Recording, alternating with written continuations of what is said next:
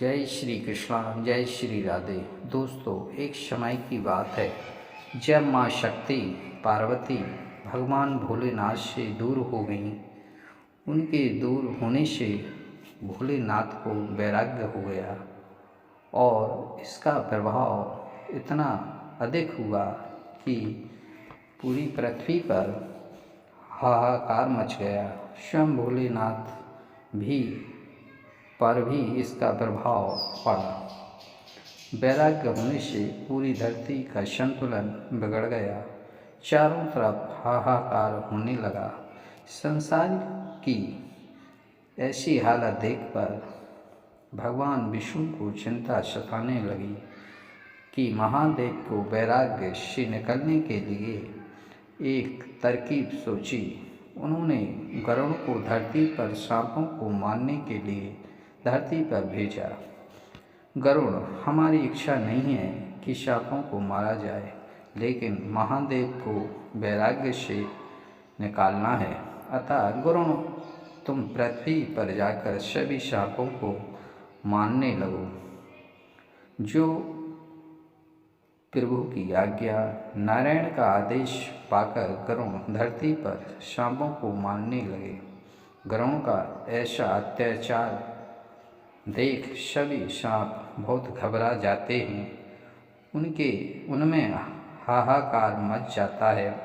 अपने प्राणों की रक्षा के लिए सांपों के देवता वासुकी के पास जाते हैं। गरुड़ के अत्याचार के बारे में बताते हैं। वासुकी की चिंता में पड़ जाते हैं। पृथ्वी पर सभी सांपों की रक्षा का वचन देकर ओम नमः शिवाय, ओम नमः शिवाय का भजन करते हुए कैलाश पर्वत पर भगवान महादेव से मिलने निकल जाते हैं।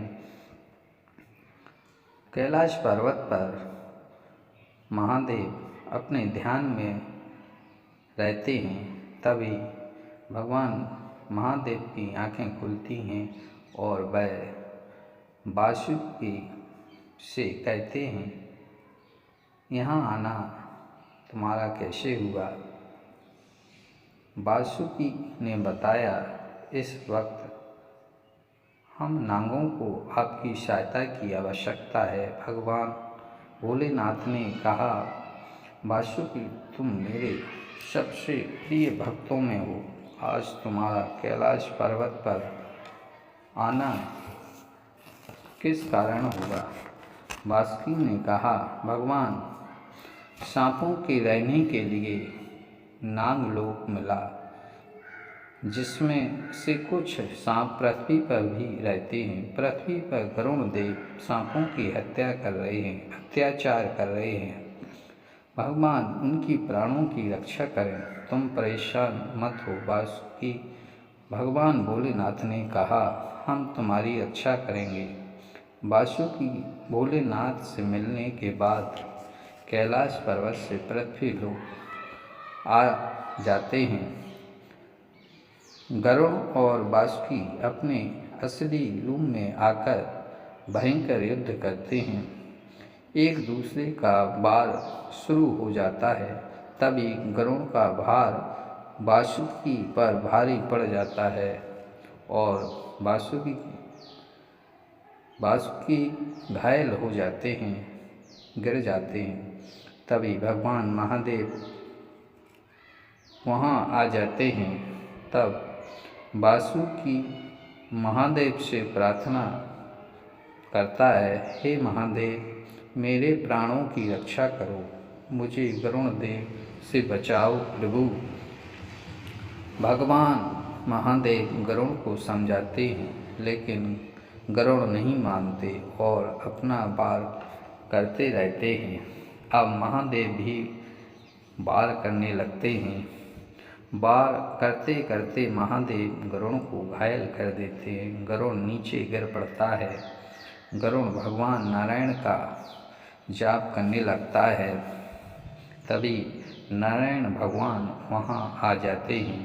कहते हैं, हे महादेव भोलेनाथ, गरुड़ मेरा वाहन है, इसका अपमान हम बर्दाश्त नहीं कर सकते हैं। यह हमारा प्रिय भक्त है।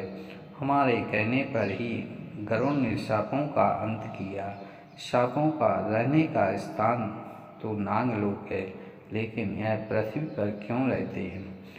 भगवान महादेव ने कहा, मैंने वासुकी को सांपों की रक्षा करने का वचन दिया है, हम इनकी रक्षा करेंगे। नारायण ने कहा, भगवान मान भी जाइए, यदि आप ऐसा करते हैं तो हमारा और आपका युद्ध होगा। महादेव नारायण की बात नहीं मानते और महादेव और नारायण में भयंकर युद्ध शुरू हो जाता है। दोनों तरफ से वार होने लगते हैं, अपनी अपनी शक्तियों का प्रयोग करने लगते हैं। एक बार फिर नारायण और महादेव को समझाते हैं, युद्ध रोक दीजिए। इस युद्ध से पृथ्वी पर प्रलय आ जाएगा, संसार मिट जाएगा।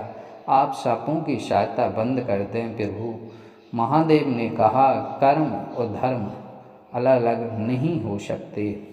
मैं वासुकी की सहायता जरूर करूँगा, अब कुछ भी हो।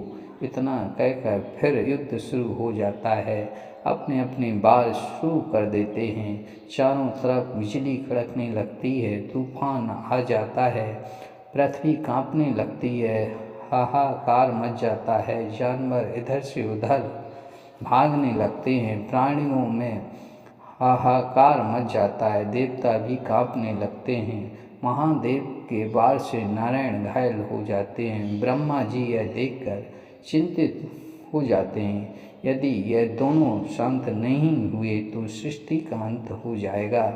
उधर भयंकर युद्ध चलता रहता है। भगवान नारायण महादेव की गर्दन पकड़ लेते हैं। यह देखकर महादेव भयंकर क्रोधित हो जाते हैं और अपने त्रिशूल से नारायण पर वार करते हैं। जैसे ही त्रिशूल से वार करते हैं, अचानक से महादेव का हृदय बेचैन हो जाता है। वह कहते हैं, अरे मैंने यह कैसा अनर्थ कर दिया है, इस हमसे भूल हो गई है, मुझे क्षमा करें। मैंने अपने ही आराध्य पर त्रिशूल चला दिया है। इतना कहकर महादेव अपने वैराग्य से बाहर आ जाते हैं। नारायण महादेव से कहते हैं, यह सब लीला मैंने आपको वैराग्य से बाहर निकालने के लिए रची थी। आपके गले में मेरे हाथ की छपी अंगुलियां आपको भविष्य में सिद्ध कंठ से भी जाना जाएगा। जय श्री कृष्ण, जय श्री राधे।